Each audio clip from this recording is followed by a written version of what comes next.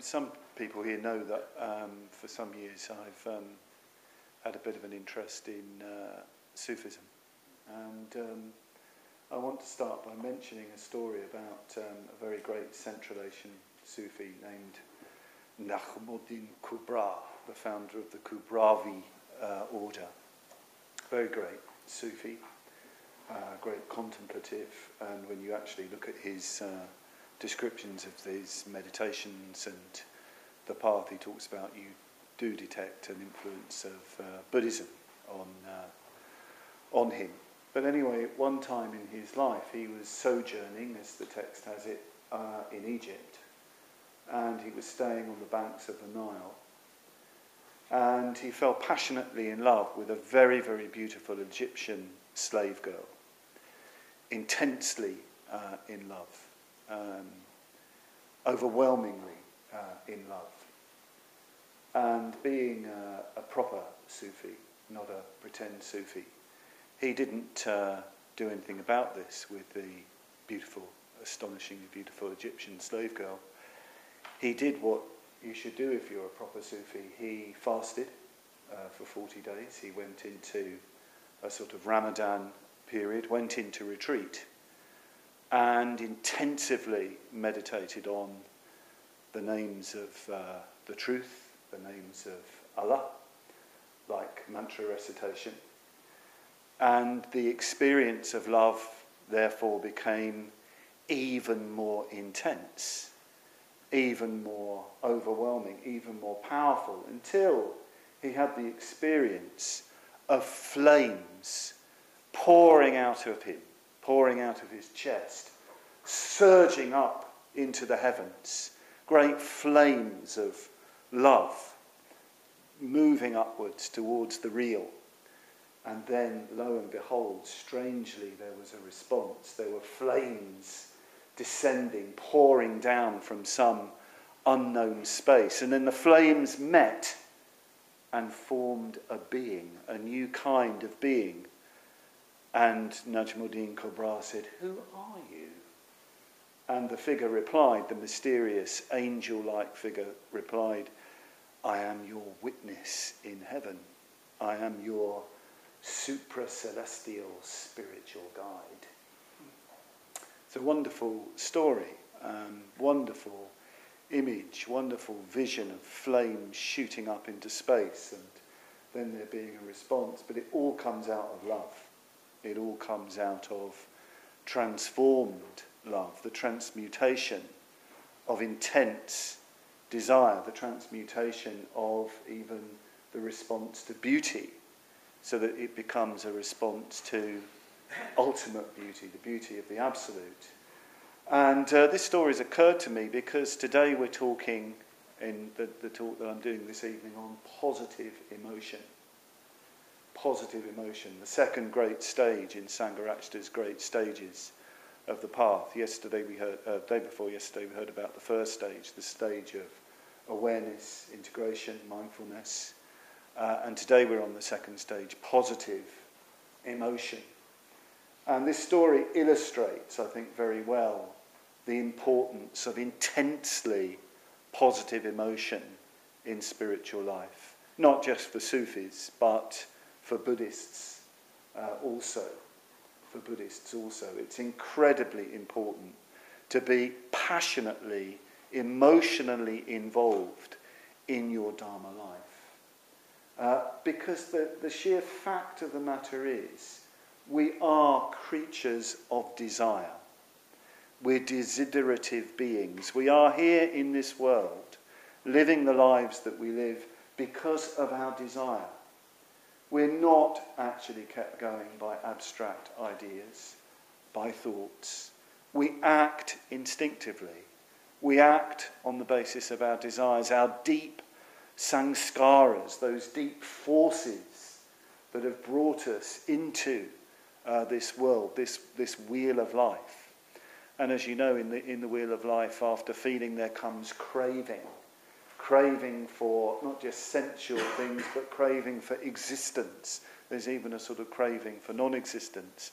And after that there is grasping and attachment. And after that there's bhava, or becoming. This is all showing the force, the power of desire. Come in, welcome. I'm just talking about the force and power of desire. Sorry about that. That's okay. So it's very important that we engage with that we do something with it, that we engage with it. I think that there is a sort of problem that affects some people in relation to Buddhism. They approach Buddhism in far too cool a fashion. Even think that Buddhism, that emotions have no place in Buddhism. You'll even find translations of the term klesha, which is more properly translated as defilement, translated as emotion. And the kleshas are negative. The kleshas are regarded as things to rid yourself of. The Buddha is somebody free from kleshas. In some translations, it would seem to suggest that the Buddha doesn't have any emotions. Well, this is nonsense, and this is a very, very poor translation of the word klesha. Sangharakshita insists that emotions have to be involved in Dharma life. They have to be transformed. They have to be transmuted if we're to have a serious Dharma life. As I say, we're not kept going by abstract ideas. It's our emotions that move us. It's our emotions that get us out of bed in the morning or make us stay there in the morning. It's our emotions that get us on retreat. It's our emotions that will keep us on retreat. It's our emotions that will keep us meditating in the end. It's our emotions that will lead us indeed to enlightenment. So we need to get hold of our emotions. And when I say getting hold of our emotions, transforming our emotions, we mean transforming them into positive emotions. Negative emotions need to be purified. They need to be overcome. Hatred, jealousy, pride, craving, fear, all these sorts of negative emotions, they need to be purified if we're to make any real progress. And we need to develop love, compassion, sympathetic joy, equanimity, faith, devotion, and so on. I mean, in a way, probably this is all, quite familiar to you. We're doing the metta bhavana twice a day at the moment. And I think, perhaps there's no need to say very much about metta and positive emotion because we're actually doing it. We're actually making some effort to develop that emotion. But I do want to say a few things around this area before getting on to the main part of the talk. I was rereading Sangharakshita's lecture on perfect emotion, which is the second limb of the Noble Eightfold Path, the Buddha's Noble Eightfold Path. And he says some very momentous things here. He said for most of us, and when I say most, I actually think he means all, unless you're, pretty a long way along the path. For most of us, the central issue of the spiritual life is to find emotional equivalence to intellectual understanding. The central issue of the Dharma life, the spiritual life, is to find emotional equivalence to intellectual understanding. Actually, he had this insight, I think, in his late teens, judging by some of the essays that he wrote back in India in the very early days of his Dharma life. It's one of the reasons why I'm a disciple of Sangharakshita, because of this insight, because of this phrase. It's so simple, it's so direct. The central problem of the Dharma life for most people is to find emotional equivalence to intellectual understanding. I can sit here and I could give you probably one of the best talks you've ever heard on metta bhavana. I really could. I'm not saying that with any arrogance. I know I could actually do a very good talk for you on metta bhavana. I could explain it, I could go into it, I could talk about all the sort of blockages to metta, I could even get very poetic about the end of metta. It's a very different thing for me to actually embody that, to experience that, to live that all the time in everything that I do. That just shows the disparity between having a way with words and a quick mind and the actual emotional place that I occupy. Fortunately, I do know that. I am aware of that disparity. But many of us are like this. We know the truth. We know the truth. All of you here, I should think, know everything you need to know in order to get enlightened. I bet you if we sat down and we talked about what are the essential elements to gain enlightenment, you could probably all conjugate it. You could probably all say it. But can you do it? Can you actually live it? You could probably say why it's good to have metta in your life, but can you do it? Can you actually have constant loving kindness for everybody you meet? Well, maybe you can. I hope if you can, please tell me how to do it, how to live it. But our emotions lag so far behind. And one of the things that's very, very noticeable about the modern world is how much it runs on ideas. Which means it runs on ideas, but it doesn't mean that we're really living it. Loads and loads of ideas, loads and loads of sort of imagery, loads and loads of information. But it doesn't really mean that we're living a life, a really full-blooded life, full of rich emotion, rich experience. Just an enormous amount of information. And information technology has made it even worse. So people can be experts on all kinds of things. Doesn't mean that they're a fantastic human being. Doesn't mean that they're a human being with real, life, with real positive emotion, making a real difference to themselves and their world. So we need to really address this. We really need to look into this. And it could be that on a retreat like this, you might start finding, to your surprise, that, you came here with very, very good intentions, very, fine expectations of getting into very positive emotional states and so on. But you might find that that's not happening. That's not happening. You might be finding that the emotional states that you're discovering in yourself through meditation are sort of self-pity, one of mine, grumpiness, sort of that kind of mentally complaining going on all the time. Don't like him, don't like the rustly coat he wears, don't like that, don't like this, don't like the food, don't like that way they're leading that, and the way he's ringing the bells, that sort of thing. You might find, or you're just sort of dead emotionally, or a bit sort of depressed, or a lot of ill will, or a lot of anger, or whatever it might be. Very good. That is success. Yes, you're finding out what's really going on, what's really there. You're not sort of, wonderfully part. Some of you might actually be finding that you're just blissed out and there's just a wonderful flow of love and joy and some fantastic. That's what you're like at the moment. Don't get carried away. Don't get conceited. Don't get complacent. But, you're discovering what's actually there. That's what a retreat does. It's interesting, the Zen name for a retreat, sesshin, means something like searching the heart, I think. Searching the heart. And that's what we're doing. Any retreat is like that. You're really searching the heart, finding out what is going on in your emotional body. What's actually there, rather than what you think is there, rather than what you'd like to be there. It's absolutely brilliant, a retreat like this, especially doing lots of metta bhavana, because you're really confronted with yourself in that practice. That's why it's such a fantastic practice, such a wonderful sort of insight practice, because you find out, yes, I like him, I'm indifferent to him, and I hate him and her and that, etc., etc. Fantastic. There is no possibility of development by closing your eyes to where you are actually emotionally.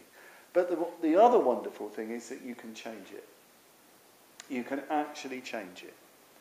It does actually work. I mean, this is certainly my experience of metta bhavana over the years. The number of times I've been on I have to admit, I've been on a retreat, and there's always a few people that I just don't like the look of. And I'm sure they don't like the look of me. I know it's not. Don't take it personally. You think I'm talking about you. I'm sure I've been on the end of it as well. Why not?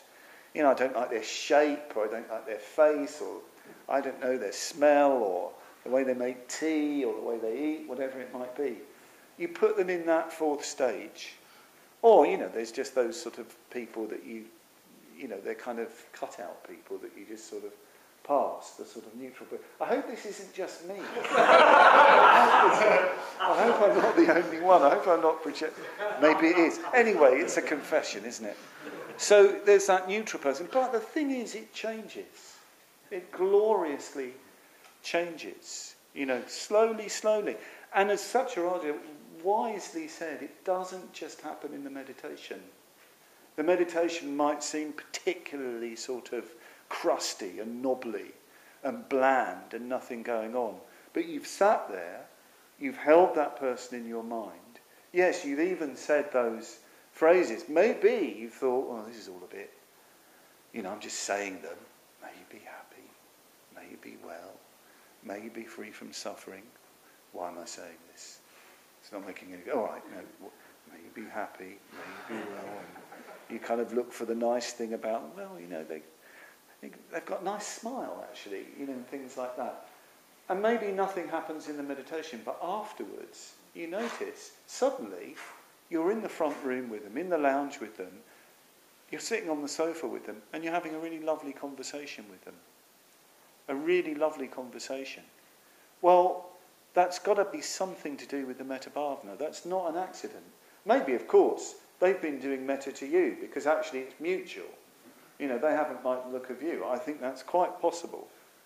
So there's all this sort of magic that can go on a retreat. So it does happen. You can actually transform this negativity into positivity. And it's important to become more and more vigorous in this positive emotion. Really important. For all sorts of reasons. One reason for this is that we need to become robust in our Dharma life. I use that phrase, emotional body. A lot of people have very fragile emotional bodies. They're very easily pushed around. Probably we all are in one way or another. We hit any difficulty in the Dharma life. It's, I can't go on. Oh, catastrophe. I'm leaving.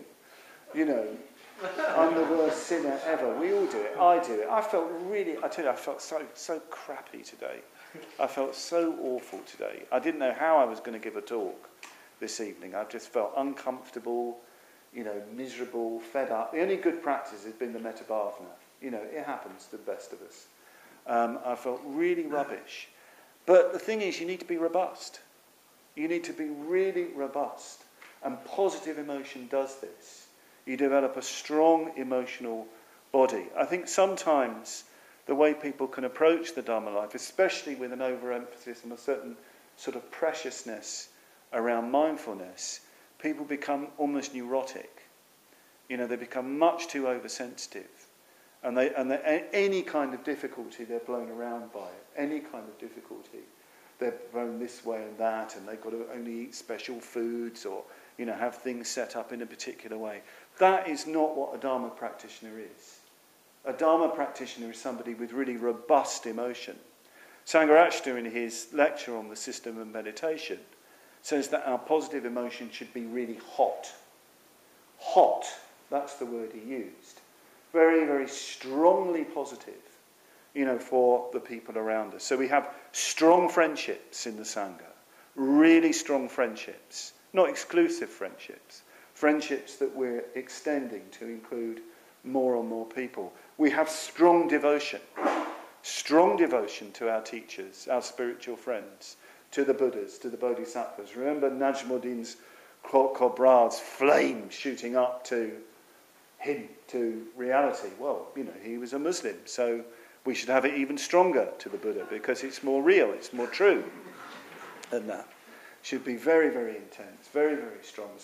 And one of the reasons for this, we're not blown around by what happens. When we gain transcendental insight, wisdom into the way things really are, then we become Vajra-like, then we become diamond hard.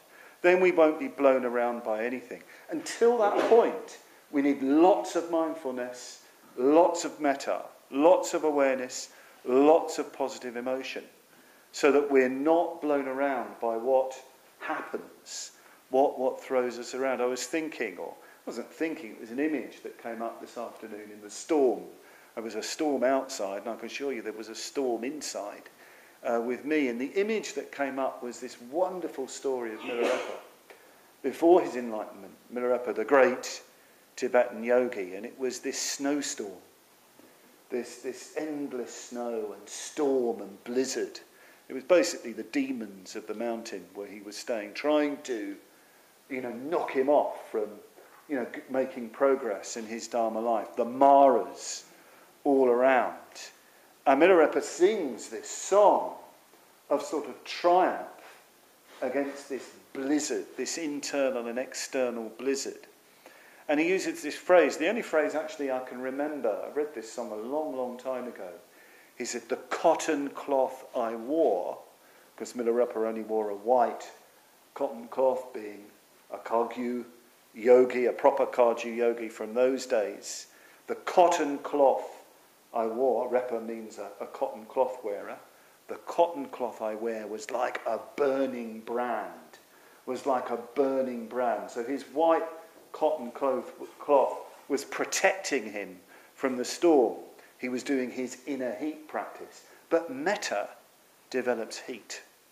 Metta develops strong positive emotion against the storm, standing up to the cold winds, the cold blast, melting the frosty forces around you that would destroy your Dharma life. It's interesting, the stage in the traditional description of the stages that corresponds to positive emotion in of the 5 paths is called prayoga, the prayoga marga, the path of energetic effort. And it's said, this stage, the path of energetic effort, to lead to the state of heat, the state of tapas, the state of heat.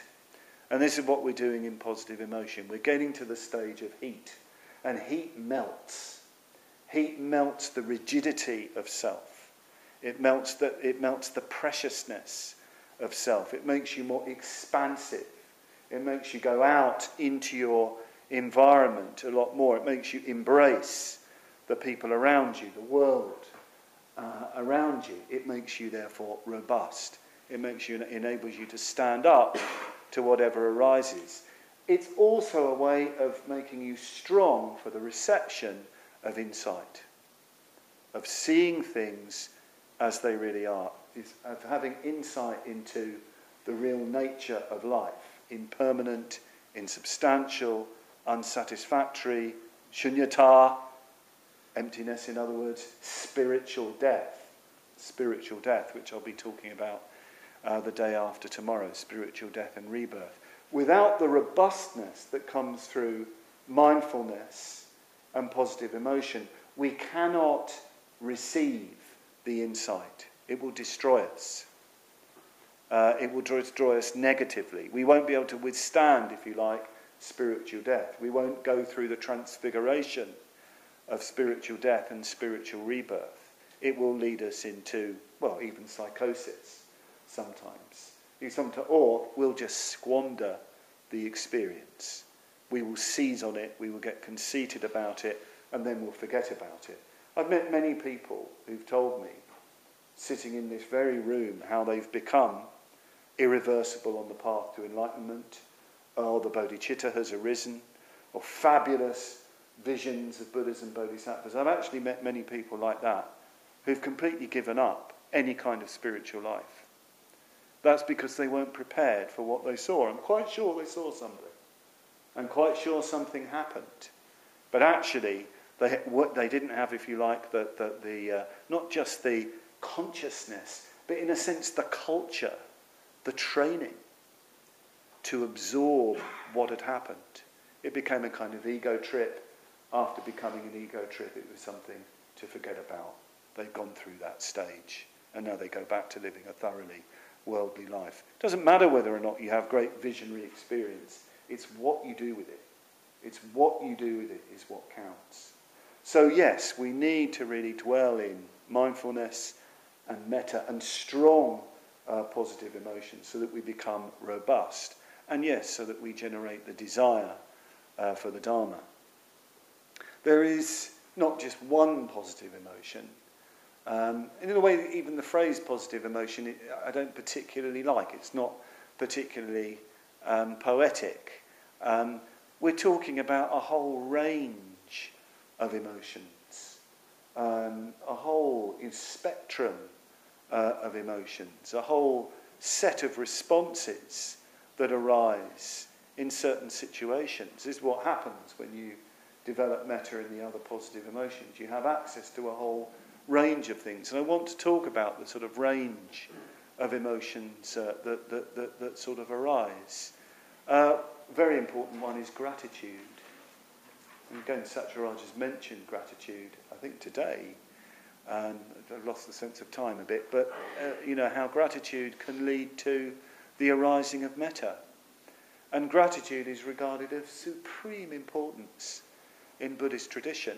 Somebody was reminding me yesterday that there is a story of the Buddha sitting after his enlightenment, gazing at the Bodhi tree in a state of gratitude to the tree that protected him, that supported him in his attainment of enlightenment. So this is an enlightened being feeling grateful to a tree for looking after him. His enlightened consciousness sees what he's been given, how he's been benefited. The word for gratitude in Sanskrit is katanyuta, kritagnyana in Sanskrit, katanyuta in Pali.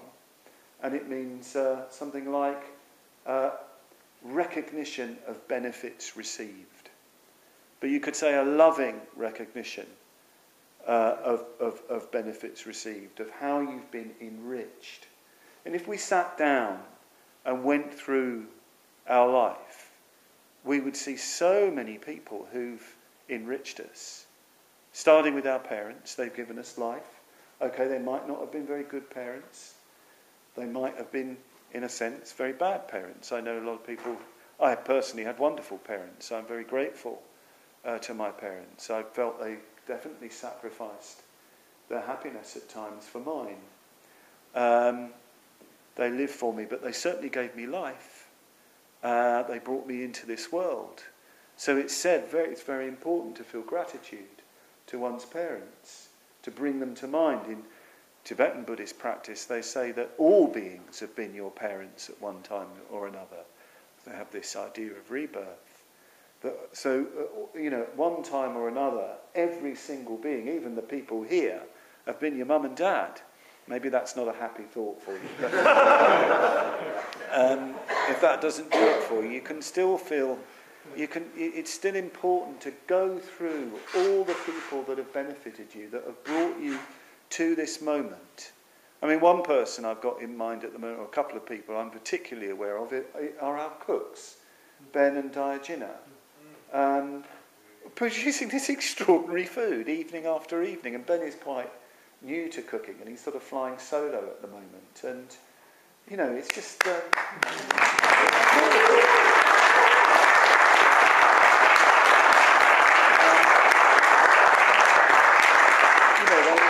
they give us life. They give, without that food, we wouldn't be having this retreat. We have a retreat leader. We have Satyaraja.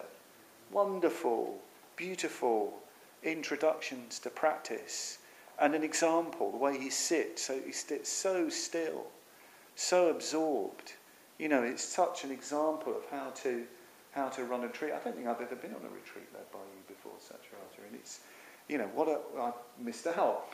And we can feel really so grateful to that. And then you could go through, just so many people that have made Padmaloka, Aloka, who's done all this art, for us. And it goes on and on and on, this sort of state of gratitude. And I think if I could just give myself over to gratitude, Sangharakshita, without Sangharakshita's blessing, I certainly wouldn't be saying any of these things to you. Padmaloka wouldn't exist without Sangharakshita. He got Padmaloka, and so on and so forth, going right back to the Buddha. So if you're struggling with metta, maybe it's because you're not recognizing or I'll say we're not recognising, if we're struggling with metta, we're not recognising how we've been enriched, how we are already enriched. I think the modern world encourages an impoverished mentality. It really does encourage that. We're made to feel as though we don't have enough. We're made to feel that we've got to have this next thing. It's so deeply tragic. Whereas the classic Buddhist tradition is that we have been given so much. I think in the Zen tradition, I'm right in thinking that you even bow to your cushion before you sit down, out of gratitude for the cushion that supports you in meditation and is giving you the opportunity to gain enlightenment. So everything is giving to us all the time. So maybe we should meditate on this a lot more than we do. So gratitude is a supremely important positive emotion, which we could do with dwelling on a lot more. Another positive emotion that's very important is forgiveness. Forgiving other people their faults or wrongs that we think that they've done to us. An incredibly important positive emotion, this. And the Buddha is incredibly clear in the Dhammapada. After the first two verses on mind, you get two verses which are really to do with resentment, which go, those who entertain such thoughts as he or she abused me, they beat me, they robbed me. He who entertains such thoughts will not still their hatred. Those who do not entertain such thoughts as he abused me, he beat me, he robbed me, will still their hatred. As if the Buddha is saying, after you've taken responsibility for your mental states, after you've seen that skillful states of mind lead to happiness, unskillful states of mind lead to suffering, the sign of that insight, the sign of that taking up of the Buddhist path is the putting down of resentment. That's the immediate thing that you do. If you're entertaining resentment, you don't have any insight. You don't have any understanding of the Dharma.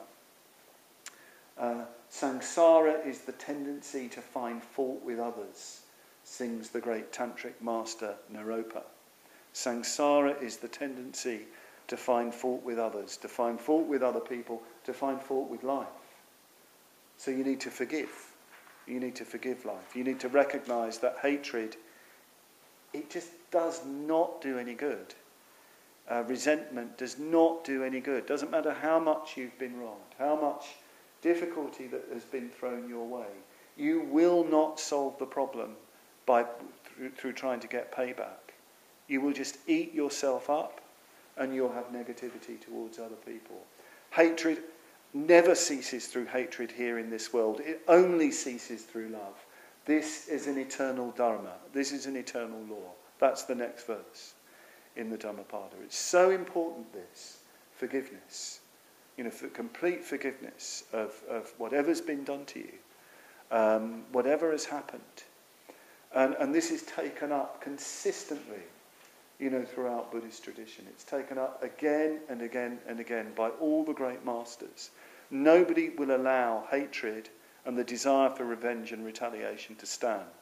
Nobody will allow grumbling and resentment towards life, towards other people to stand. Nobody will say that is ever skillful. That's the Buddhist tradition. Shantideva takes it a really long way in the Bodhicharyavatara by saying that in actual fact, you need to revere all life, all human beings, all life whatsoever. And especially you revere people who harm you. Especially you revere them because they teach you metta, patience, forgiveness. They are like the Buddhas. Shantideva, who has immense devotion to the Buddhas and Bodhisattvas, says that all living beings are exactly like the Buddhas and Bodhisattvas. They are all worthy of reverence because they teach us how to love, and especially people who harm us. They teach us how to love, how to really transform this hatred into love. So that's something to really notice. What I notice in myself, I can't say that I have sort of venomous, hateful thoughts, although I have my moments. What I have is a sort of low-level grumbling in my mind, a low-level grumbling that can find expression in speech, complaining, moaning, this isn't good enough, he's not good enough, that's not good enough, all this sort of thing. And I think that's one of the reasons why it's been a sort of tough day today, because I've noticed that. And I thought, well, this is shameful for somebody who's been practicing the Dharma for so long, that I can still do this.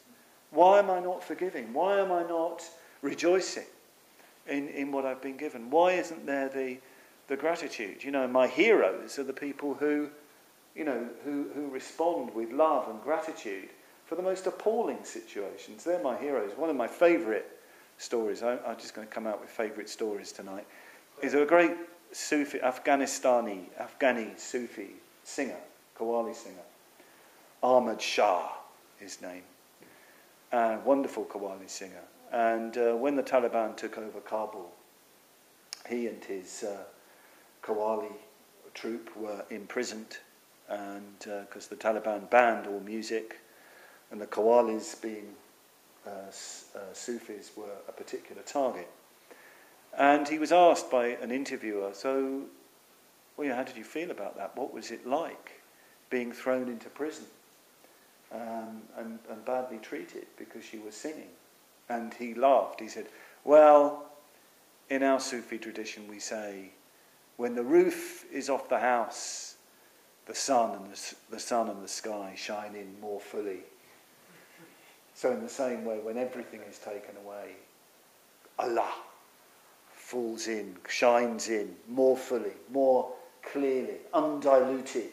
When everything is taken away, the more they beat us, the louder we sang.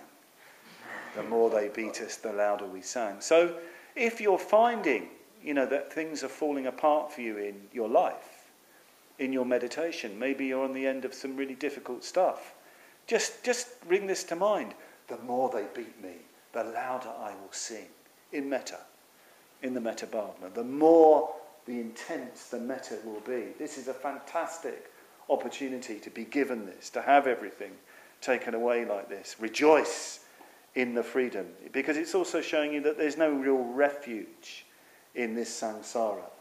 Sometimes it's even people that we thought that we loved who can treat us, we feel, quite badly, can seem to take away so much from us. They are our best teachers of all. That's when the love is really shining in, not from them, but from reality itself. So forgiveness, gratitude, forgiveness. And then I want to mention reverence. Reverence as a translation of the Sanskrit word Gaurava, Pali word Gaurava. It's a lovely word, Gaurava. Gaurava means literally weighty or heavy. You revere, you venerate, you worship that which is weighty, that which is really weighty for you, which is weighty with quality, that which is sublime, that which you really look up to, which has a real presence of meaning and mystery and transcendence and quality. That's what you revere. And you probably know that after his enlightenment, the Buddha wanted a man to revere. This is really extraordinary. He's enlightened. He's fully liberated from conditioned existence, but he reflects. It's dukkha. It's painful for a man not to be able to revere another man, not to be able to look up, to worship, to honour another man. This is extraordinary. This is extraordinary. This is, comes out of that rich Indian culture of that time, of the need for a teacher, a real spiritual friend, a master. To be masterless is a terrible thing. That's really to be alone in the universe. Not to have a master, a Lord, that you can really serve, that you can really revere, who's worthy of all your revering, all your love, all your devotion. You know, because they really do have quality. You've seen that. They do have quality. So even the enlightened one, the Buddha, it wants that, needs that. But he looks and sees no one. There is no one he can revere. He somehow knows that there is nobody, no man greater than him. He still, however, wants to revere. So he reflects, or rather he sees more deeply, and he sees, I will revere the Dharma. I will revere the truth, reality, things as they are, as if the Dharma is even greater than the Buddha. And you certainly get that impression sometimes, where the way the Buddha speaks about the Dharma, like the great and mighty ocean, vast and mysterious. Yes, he's a master of the Dharma, but he goes on more and more deeply into the realm, the endless ocean of the Dharma. So he decides he's going to revere and serve and worship and honour and rely on the Dharma for the rest of his days, which he does by communicating the Dharma endlessly to beings. We, of course, need beings to revere. We are not without those greater than us, higher than us, those worthy of worship. So we need to find someone, some being to revere, to worship, and to develop that revering and that worship. And of course, this is what we're doing in the Puja. This is what we're doing in the Sevenfold Puja. And I want to just end this talk by talking a little bit about Puja, because Puja is such an important spiritual practice for the development of this, well, not just positive emotion, but very refined emotion, as well as deep emotion, as well as stirring and thrilling emotion. It's also the way of developing and deepening our reverence for the Buddha, for the Bodhisattvas, well, the Buddha's plural, for the great teachers, in a sense, for everybody. That's what we're doing in a puja. And I'm sure that those of you who've done Mitra study have gone through the module on puja and so on, and you sort of, in a way, know what it's about, and we're doing it every evening. But it's well worth, I think, going back to what the puja really is. Sometimes people complain about the puja. Oh, it doesn't really suit my needs, and can't we sort of jazz it up a bit with a bit of drumming and dancing and getting a little bit jiggy, and all this sort of thing. Before they've really reflected deeply, seriously on the nature of the puja, that's what we need to do first of all. So I want to go through the puja a little bit, to help us in the development of this deeper, more refined emotional life that we're developing. So we come into the shrine room, don't we? And the first thing that we do when we come in is usually, if we remember, sometimes we don't, we bow, don't we? Really, before we come into the shrine room, we should already be working. We should be imagining that this is the Gandhakuti, the perfumed chamber in which the Buddha lives. This is where the tradition of puja comes from. In India, every monastery had a Gandhakuti, had a Buddha room, the place where the Buddha lived. They had an image for it, but of course, the monks, the bhikshus, the lay people that came, they weren't just, it wasn't just a bit of art or something like that. The Rupa would have a life for them. It would have a kind of quality of the living presence of the Buddha. Now, you might not like the sound of this, but just try it sometimes as a sort of exercise. If you like, you could regard the Sevenfold Puja as a sort of imaginal yoga. We're used to physical yoga, where you put the body in certain postures and so on, and that has a particular kind of effect. Well, there's another kind of yoga called imaginal yoga, where you are putting your body and your mind in a particular place, but to open up to particular range of responses. What you need to imagine when you come into the shrine room is that you're coming into the presence of the Buddha. You're coming into the presence of the Buddha. You're in a different space. So a very good idea is to not talk for quite a while before coming over. And you can, there's this lovely circumambulation you can do around Dada Rinpoche's stupa, and then come in and just gather very, very quietly, waiting for Satyaraja to come in. Satyaraja comes in and he salutes, doesn't he? Namo Buddhaya, Namo Dharmaya, Namo Sanghaya, Namo Namah, and so on. And those little phrases are said to make immediately present the Buddha, Dharma and Sangha.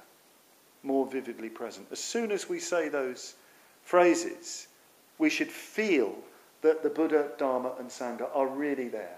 We're really in their presence. And then we take our seat, we take our places to perform the puja.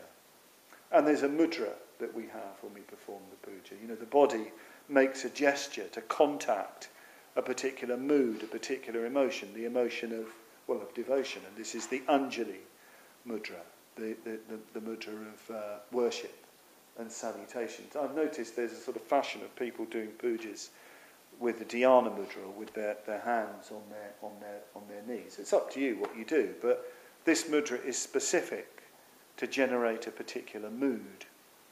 And then we go through the stages of the sevenfold puja. And Sangharakshita has I think a quite wonderful insight into the puja. He says it's a sequence of 7 devotional moods. 7 devotional moods. We're trying to contact moods. I think he has in mind the whole Indian notion of raga. You know, the raga that you get in Indian music. Raga means mood in this context.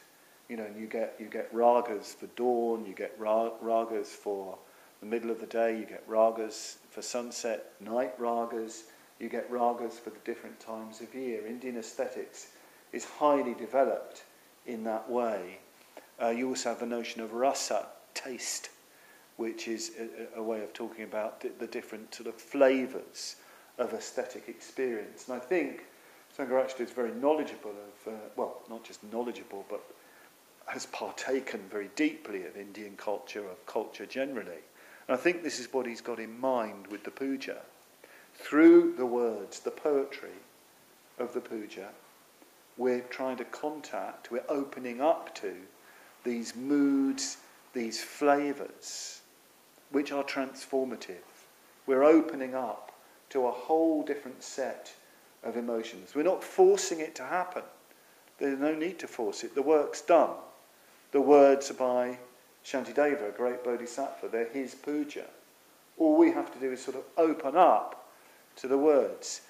I have to admit that it's not great poetry. You know, it would be wonderful if we could have a puja equivalent of the. You might not like the sound of this. The Book of Common Prayer, or the Bible, the James Bible. You know, or something like that. This is for the English among you. You know, really great poetry, but we're not there yet. You know, it's going to take a while to do that, but it's good enough. It's good enough. You can really feel something through these words. So really, really reflect on this as you recite the words. And the first stage is worship, puja. Puja just means worship, and it consists in the imagination of offerings. It's another very important part of puja. Your imagination should be working. You're not just reciting the words, you're seeing what's happening. And worship, even in our own English word we have it, you worship that which has worth, that which has value, that which has quality. For Buddhists, for those who go for refuge to the Buddha is of supreme quality. Supreme quality, supreme beauty. This is something that we don't often realise, but the Buddha is the beautiful one.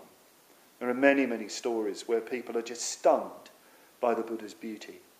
His sort of spiritual beauty just shining through. They're just stunned by that. There's just this immediate kind of fascination and captivation. And the response is to bow down and sometimes to offer, to give things, very practical things like water to drink or to wash with, or cloths and food, things like that. In our puja, we're immediately in the realm of the archetypal, because the second word of the puja is mandarava, with mandarava, blue lotus and jasmine. A mandarava is a gigantic gold and orange flower the size of a cartwheel. And these apparently float down in Mahayana sutras. So immediately you're imagining the most stupendous offerings. It's not ordinary flowers that you want to offer. You want to offer the most wonderful flowers imaginable, cosmic flowers to the Buddha. Only that is good enough. So with mandarava, blue lotus and jasmine, well, imagine that. Imagine the smells, the scents of those flowers. And it goes on, all of the other things that are mentioned in the puja. You're offering the most wonderful things up to the most wonderful being that you can imagine. And it brings you closer. It brings you closer to the Buddha in doing that. It's a very, very natural response to want to offer to that which we revere. And of course, you can also make actual offerings, our more humble offerings of the light that we have here. But it's good to bring offerings, as Satyaraja said. Find lovely things, but try to imagine how they would please the Buddha if he was sitting here. Try to imagine things that would really please the Buddha. Try to feel that, what would that enlightened being really like, really respond to. So first of all, there's worship, getting in touch with that mood. And there's a real courtesy to this stage of the puja, and sort of skill, with garlands skillfully woven, which describes the whole sort of flavour of the way in which we move in the puja and in the shrine room generally. There's real sort of courtesy and care. We're not sloppy in the shrine room. This is something I noticed in India, even with very, very, very poor people, how much more cultured than me they were. Just the way they would greet me, the way that the hospitality, the way they would treat me, so much more developed than the most sort of cultured person you would find very often in the West. Their culture was in the way they treated the guest, the stranger, the person who was, the foreigner who'd come to their place and graced them. So in the worship section, try and contact that mood. Then there's vandana, salutation. The Buddha might be supremely beautiful, and you want to beautify him with offerings. But in the vandana section, you recognise that the Buddha is vast and sublime, and so far beyond you, beyond us. It's like you've sort of got closer, a bit like you've got closer to a beautiful mountain that you've seen in the distance, and then as you get closer, you realise it's just sort of towering up in front of you, completely dwarfing you, awing you, creating this sort of awe and veneration in you. So in the Vandana section, you're getting that sense of the sublime. And Vandana is a prostration. You just want to go down. You just want to salute because you recognise, well, enlightenment is just so far away. I'm just tiny in comparison. And you feel this sense of real reverence and veneration of the mystery and depth of enlightenment. It's like encountering a great surging ocean or something like that. I remember many years ago being on an ordination course at Gukyaloka, and Sangharajta was there. And he came up for dinner with us. And we were having a discussion after dinner. And at that time, one of the sort of fashions that sort of sweeps through our Triratna order every 5 minutes. Well, the fashion at that time, amazing how these go, was Buddha nature. That was very, very fashionable. Everybody going on about, well, I'm finding it really helpful, to find that I'm enlightened already, and it's just there, enlightened already. And I just need to kind of peel it all back and I'm enlightened, and people talking like this. And so people were asking Sangharakshita about this. And it was really interesting to hear him talk, because he said, well, of course, yes, we have the potential for enlightenment. Of course we do. There's something in us that responds to enlightenment. That's Shraddha. That's our response to enlightenment, of course. But he said, really? The Buddha, with all his powers and virtues and depths and qualities, said, no, I don't think that he is present, fully in us. I don't think that. And I realised when he was talking, this man knows the Buddha. This man knows the Buddha. Buddha nature, for everybody else at this table, is an idea. It's a nice idea to make them feel better about themselves. This man really knows the Buddha. He knows how vast and how deep and how great the Buddha really is, how sublime the Buddha is, and how far the Buddha is from us, from him even. Gave me enormous confidence in him. We don't get nearer to the Buddha by some trick of the mind, by sort of saying we are him already in some way. Strange to say, when we realise how far the Buddha is from us, strange to say he's sort of nearer to us. Strange to say. If we think he's near, he's probably far, if you see what I mean. So in this Vandana section, we're developing this deep reverence and salutation to the Buddha. And there's nothing to be frightened of with that. It's such a relief to acknowledge somebody greater than you. It's such a wonderful feeling to say this person, this man, this being, this state is greater than I. I mean, for a start, you can give up competing. Isn't it fantastic? What a relief. You don't have to compete. They're greater. They're better at meditation than I am. They're much more loving than I am. Wow, fantastic. Isn't that a wonderful thing? Good thing. There's somebody better than me. Many better than me. So it goes cosmic in this part of the Puja. As many atoms as there are in the 1,000 million worlds. Well, imagine that. So many times I make reverent salutation. It's said in some texts, you should imagine loads and loads of versions of yourself throughout the cosmos, prostrating at this point. This is what they say. Fantastic, isn't it? Isn't that amazing?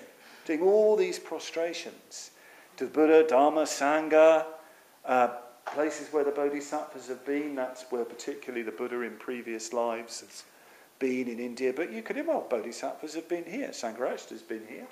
He's a Bodhisattva. Dada Rinpoche's stupa is out here. But Dada Rinpoche is a Bodhisattva. We bow to them. And then I love this phrase, and those to whom respectful salutation is due. And I think of everybody when I do that, particularly my brothers in the Sangha. I think of everybody in the shrine room, in that part of the puja. Everybody here is worthy of respectful salutation, because everybody here is practicing. Everybody here is making an effort. Everybody here is worthy of reverence and salutation. So, wherever you see greatness, you revere it, you salute. That's what we're doing. That's the mood. Then there is going for refuge. Going for refuge. And here, the Buddha is far. The Dharma is deep. The Sangha is vast. Nonetheless, we go for refuge. We make the Buddha, Dharma and Sangha the centre of our lives. We commit ourselves to gaining enlightenment, to becoming, in the end, like the Buddha, becoming enlightened ourselves, the fullness of wisdom and compassion, whatever it takes. We go for refuge to the Dharma to do whatever it takes to practice the path that leads to that enlightenment. We go for refuge to the Sangha, to join with all of those who are going for refuge, on whatever level they're on, the great saints, the great bodhisattvas, the stream entrants and so on, and everybody else, whoever is committed, we join with them to go for refuge to the Buddha, Dharma and Sangha. This is an extraordinary thing. You know, to that act of commitment. In a way, it's sort of easy to worship. In a way, it's easy to revere and salute. It's harder to make the commitment. To stand up, to go for refuge, to publicly go for refuge. This is, of course, what order members do, the Dharmacharis here, looking around the room. The thing about the guys with cases here, the order members with the names, the thing about them is that, looking at them all, these are all seriously committed men. Seriously committed to the Buddha, Dharma and Sangha. They're not, I would say, I don't know. But perhaps they're not highly spiritually advanced. None of them would claim to be, great teachers full of insight and all the rest of it. They don't operate like that. We don't operate like that. The thing is, they're committed. They're committed to the Buddha, Dharma and Sangha. They're committed to a path. They're committed to the path that Sangharakshita has taught. This is a really wonderful thing. These are the spiritual friends that we need to make that commitment. And the thing about it, looking around at everybody in the room here and considering myself, when we came along, we were all very, very rough and ready. Very, very rough and ready indeed. Really kind of, some of us even, really quite messed up, or callow youths in my case, with a lot to work on. I know sometimes people wonder, I couldn't do that. I couldn't live like that. I couldn't live a committed life like that. I couldn't make that kind of public commitment. But that's not true. Every human being is capable of making a commitment to the Buddha, Dharma and Sangha, of actually, if you like, putting a stake down, in the sense of a sort of gambler puts a stake down. This is my life. Whatever happens, I'm going to follow the Buddha, Dharma and Sangha. I'm going to live this path. I'm going to go for refuge. This is what we're doing in the third stage of the puja. It's a great sort of turning point in the puja. Then there's confession of faults. After you go for refuge, the immediate thing that you become aware of are your faults. Is all the baggage and rubbish and cack that's just you, and it's just between you and the Buddha, Dharma and Sangha. It often happens when people have either been invited to be ordained or after they've been ordained, they suddenly go, oh no, what have I done? And what have I done? They've just become aware of all their failings and faults. And it's true of every time you step out and make a commitment to something, you become aware of your faults and failings. This is a good thing. This is a very, very good thing, to become aware of our faults. In the puja, we call it papa deshana, confession of faults or confession of evil. I want to say something about this word evil, because some people say, we shouldn't have the word evil in the puja. I'm not evil, and they're not evil, and that sounds like Christianity. But it's very, very hard to translate this word papa, is the word in Sanskrit, with any other word.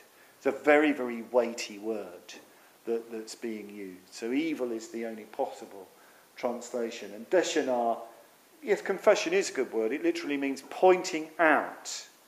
So you point out to yourself, in relation to the Buddha, the bodhisattvas, spiritual friends, those things that you see that are obstructing you on the path to enlightenment.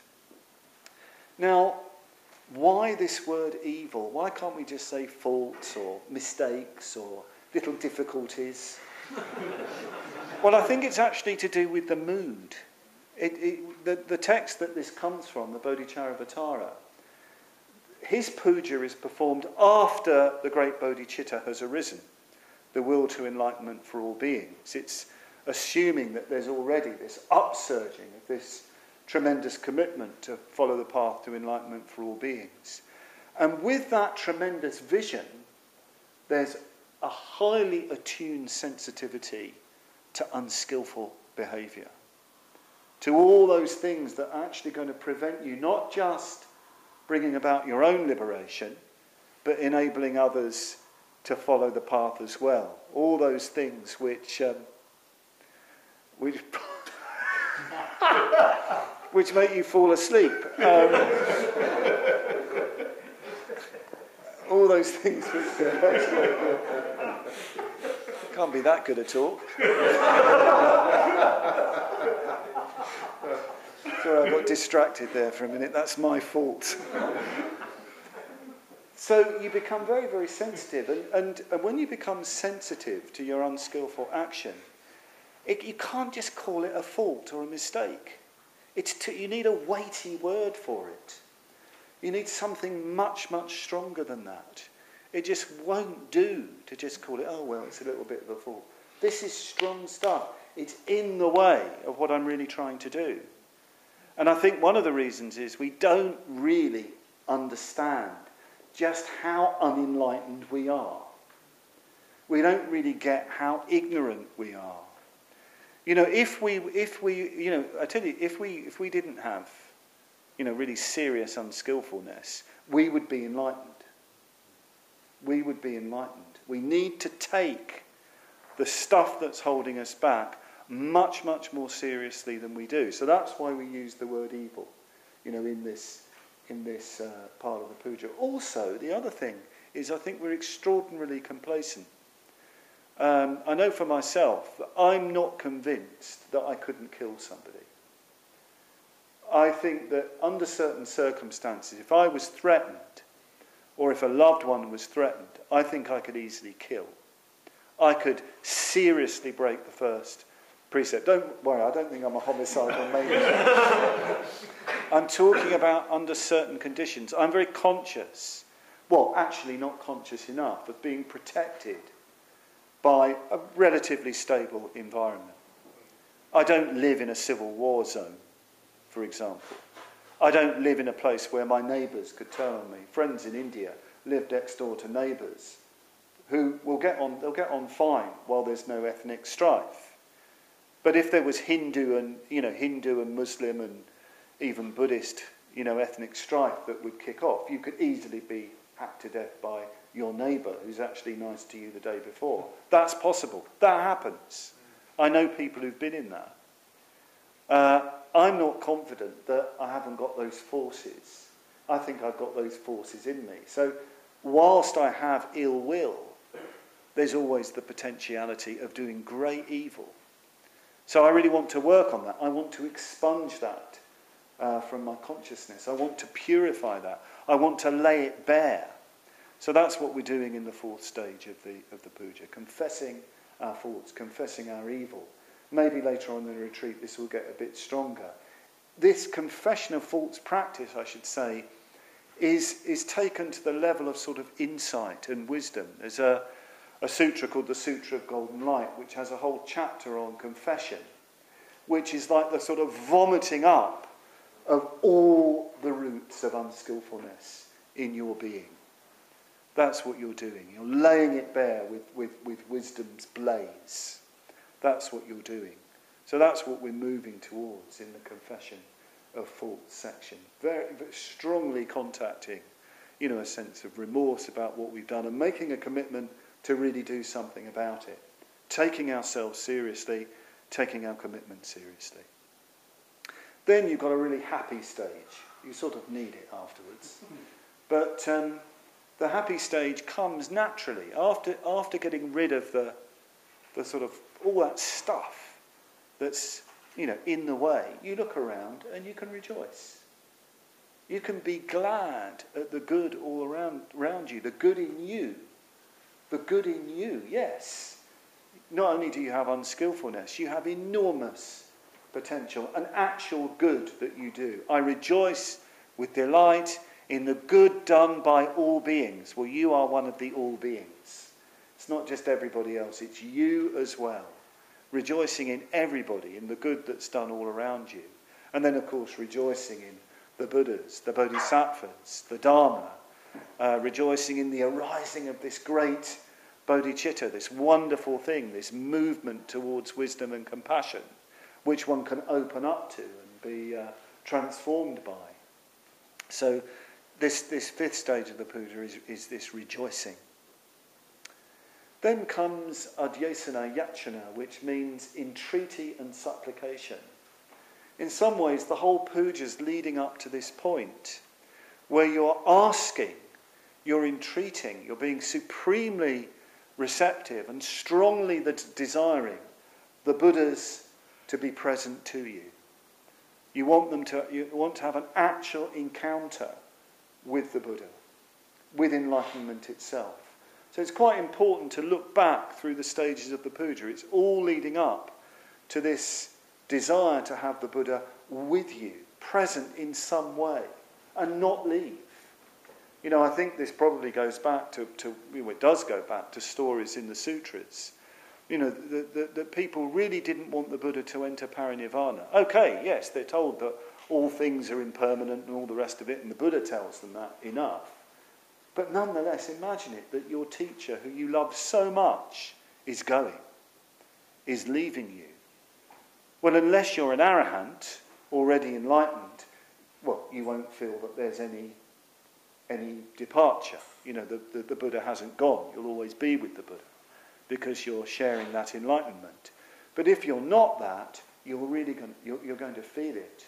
You'll feel that enlightenment has left you. So in this sixth stage of the puja, we're asking enlightenment to stay. We're asking the Buddha to stay, and we're asking him to teach, so that life in this world does not grow dark. Not just this world, yeah? It's not just for us, it's for the whole world. We want the Dharma to be for everybody. So the puja isn't just about our own welfare. We want the light of the Dharma to be shining for everybody. And then after the entreaty, and it's an urgent entreaty, yes, there's real receptivity there, but it's urgent. You really want the Dharma to shine. You need the Dharma. So it's also going against this complacency, you know, that we so often take for granted the conditions that we have. It's really going against that. You want the Dharma to really shine and to last. But after that, we then have the reading. The reading. And the reading is really important. This is the teaching of the Buddha for this occasion. So we should be really listening. It's not a time for shuffling around and spacing out, but for hearing. Really hearing the Dharma. And sometimes, if you've done the puja really well, the teaching goes right in, right to the core. We also have the Heart Sutra at this point, after the reading, or sometimes we'll just have the Heart Sutra. And this is even more extraordinary. Well, it is pretty extraordinary, because the words of the Heart Sutra are said by no one less than Avalokiteshvara, the Bodhisattva of compassion. This is compassion speaking. Compassion, love, speaking. We need to imagine this. This is compassion seeing through the distinction between self and other with that recitation of the Heart Sutra. Sometimes it's good to have a more literal translation of the Heart Sutra read, you know, and we just listen to it, listen to how Avalokiteshvara speaks, you know, and we open up to that very mysterious, you know, vision of things.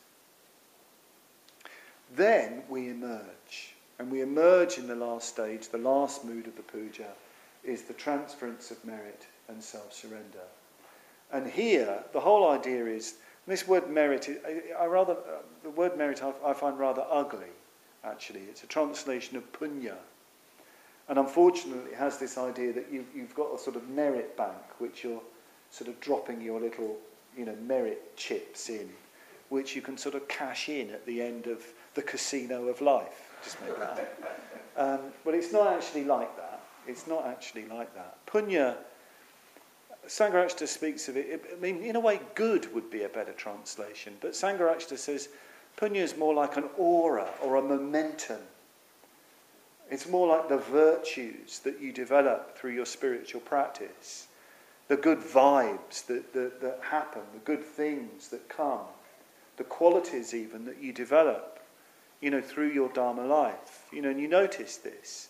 People develop good qualities through their Dharma life. Maybe they came along a bit messed up. And, they practice the Dharma and things get good. And then they give it up and, go for the world. Well, that's kind of missing the point.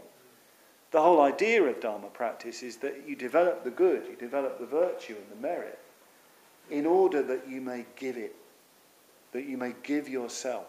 That's what you're really doing with transferring merit. You're giving the good that you have for the benefit of everybody. All life whatsoever. You're giving it away. So it's a wonderfully generous, expansive act and imagining that we're doing at the end of the puja. It goes even further because there's a self-surrender. Wow. Self-surrender. You're giving up yourself for the good of all. You're becoming like the elements of earth and water and fire and air to serve and maintain all of life until all living beings have entered nirvana. That's the peace at the end of the puja. In other words, at the end of the puja, we're sort of taking the bodhisattva vow. We're sort of collectively, all together, saying that actually this Dharma life, it's not just about me, it's not just about this week, it's not just about this individual lifetime. This is going to go on and on and on. There's an endless end. It's not even about gaining an enlightenment that will just be for me or anything like that. It's about everything I do being of service to the good of all life, so that all life grows and develops and moves on towards, yes, even enlightenment itself. That all of life, in some strange way, will, yes, become enlightened, so that this entire world will become a Buddha field, a pure Buddha land. It might seem a sort of impossible dream, but is there anything else worth doing? Is there anything else worth living for? Working to gain enlightenment yourself, to transform yourself, to attain the great bliss and share it with everybody else? I can't think of anything better, actually. Through all the ups and downs, all the scrapes, all the blizzards, all the journeys, there's no other life than that. And, I know we can get a bit down sometimes and, think that we're a particularly, fallen sort of individual or something like that. But remember what Sangharakshita said, well, you never know.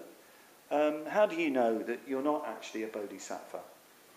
How do you know that you're not a bodhisattva?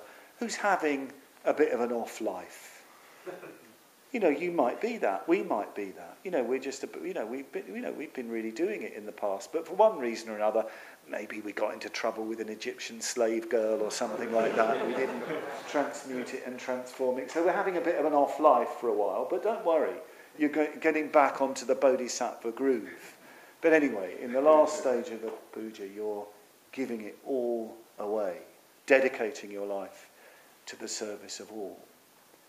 In a way, you're coming to the end of language with the last stage of the puja. It's unimaginable, that kind of life of service and self-surrender. You're going beyond self and other and words and so on. So then, what is there to do? What you then have to contemplate is the Buddhas and the Bodhisattvas. So we have the mantras, these sound symbols. This is what that life is like. That's what we're doing. We're actually seeing what the bodhicitta, this consciousness of wisdom and compassion, how it crystallizes into all these different forms, how it manifests in, well, these are just some of the forms. Actually, it's infinite the way enlightenment will manifest out of compassion for all beings. And it's doing that out of skillful means for us, so that we can, reality will always sort of clothe itself, manifest itself, embody itself for our benefit, so that we can relate to it. You might find that there are particular forms that are particularly attractive, that really excite your desire. That's a good thing.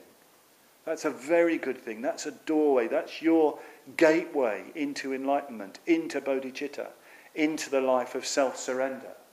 That's a wonderful thing if you find that. That's why we have this room with these Buddhas and Bodhisattvas. So chant the mantras in full awareness that these sounds are the sounds of the bodhicitta, the sounds of the Buddhas and Bodhisattvas, and let them resonate through you, transforming you, changing you. You know, and then we get to the shantis. We're going even further to the edge of language.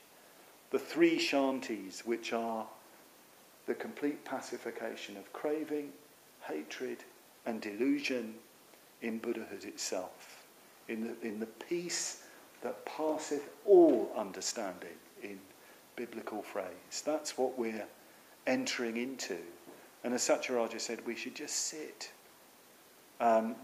This might be apocryphal, but one order member told me that Bhante Sangharakshita once said to him, really, you shouldn't move for 2 hours after the 3 shantis. You know, it should be that deep, that profound. You know, if we're really doing the puja, chanting the mantras, chanting the shantis. Well, maybe 2 minutes, that's a start. And I know some people have been sitting on, not knowing, on this retreat, not knowing that actually everybody's left. Wonderful, wonderful, marvellous. So that's the stage of positive emotion. That's how we can practice to, well, we're not just developing robust emotion. I think if we really live like this, we really will be, you know, towards the end of the path. But there you are. Thank you very much for that.